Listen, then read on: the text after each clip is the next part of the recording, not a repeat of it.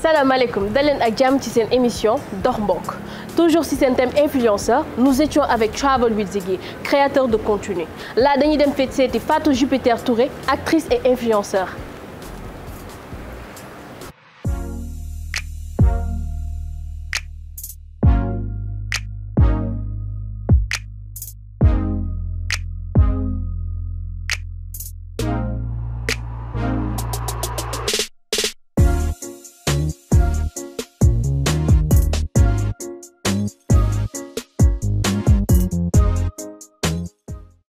Là, nous sommes Novotel, hôtel Novotel avec Fatou Jupiter Touré. Alors, Fatou Jupiter, j'espère que tu vas bien. Je vais très bien, très contente de vous recevoir. Je vois que tu en profites bien avec ton café et tes gâteaux. J'aime bien ce coin en fait. Novotel, ça m'a déjà. Alors, Fatou, je ne vais pas tarder avec les questions. Pour que tu es actif sur les réseaux sociaux, que Yangi représente beaucoup de marques. Alors, ma question que je me poser, moi, souvent, comme on te connaît en tant qu'actrice, comment tu arrives à gérer ñaari rôle? Je pense que l'un va avec l'autre. C'est, je pense, beaucoup grâce à ma carrière d'actrice. Que certaines marques ont pu me voir, me découvrir. Donc je pense que c'est une gestion assez naturelle. En général, quand je m'implique ci benn produit wala ci benn marque, c'est parce que vraiment loo xamante ne dama ko essayer la, dama ko bëgg la wala dama ko gëm. Donc ça me fait parfois un peu sourire quand on veut me mettre dans la case des influenceurs parce que je pourrais définir personnellement pour moi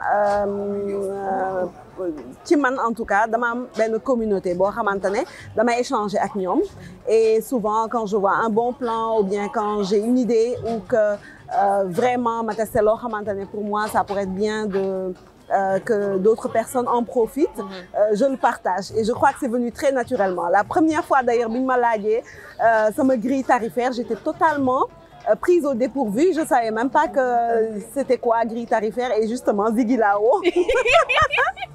Moi passe ma grille tarifaire, me dit quelque chose dans le genre, mais voilà quoi. D'accord. Quels sont les impacts identitaires et communautaires sur les adolescents? Mais ils sont énormes. Ils sont énormes, l'impact.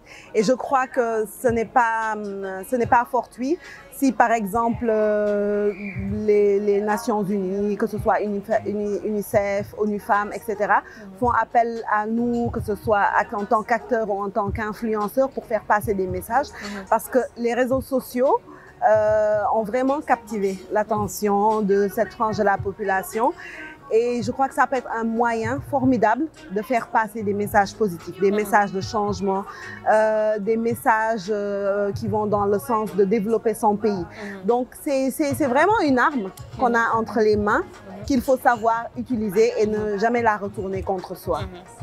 Par rapport au cyberharcèlement, on voit que sur les réseaux sociaux, il y a beaucoup de cyberharcèlement sur des gens qui leur vie peut basculer à tout moment. Absolument. Alors, yow, loolu lan nga ci mën?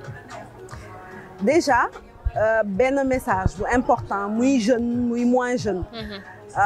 Bu dugal ci téléphone. Loo xamante ne bés buñ la sàccee wala mu réer wala ñu transféré ko par erreur wala kenn mën koo gis mu doon loo xam ne mën na yàq sa àdduna. Donc, il faut vraiment veiller à ce que ci lépp looy def. loo xamante ne ci appareil digital lay nekk yaa xam sa bos la wala sa bosu xarit wala sa bosu morom nga def attention. Donc ça c'est l'un des conseils et l'autre c'est vraiment de savoir faire la différence entre ami digital ak ami réel. Dem nañ ba def confiance bu baax digital, c'est clair que il y a plein de rencontres géniales qui se font à travers les réseaux sociaux. Mais il faut encore une fois vraiment faire attention et puis jéem a xool li nga xamante ne moo ñu ndirool ñun suñuy valeur daal. Alors Fatou, lan mooy sa dernière cadeau ci émission? Sama dernier cadeau en tout cas déjà vous remercier di rafetlu bu baax seen liggéey li ngeen di def am na solo torop di rafetlu itam message yi nga xamante ne yéen a ngi koy diffuser à chaque fois qui vont dans le sens de conscientiser, instruire vraiment rafet na torop.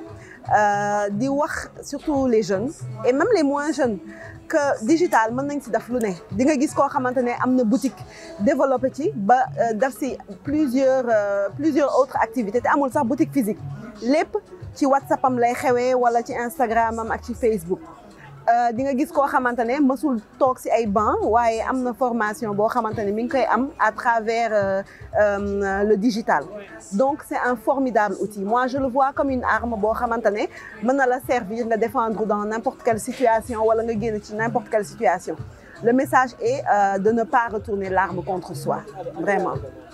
Comme vous l'avez vu, nous étions avec Fatou Jupiter Touré, influenceuse et actrice sur les réseaux sociaux. Di leen jox dig daje ci beneen émission ak beneen thème dox mbokk fii ci LTC la télé citoyenne di jaajëfal sama waa équipe LTC big up.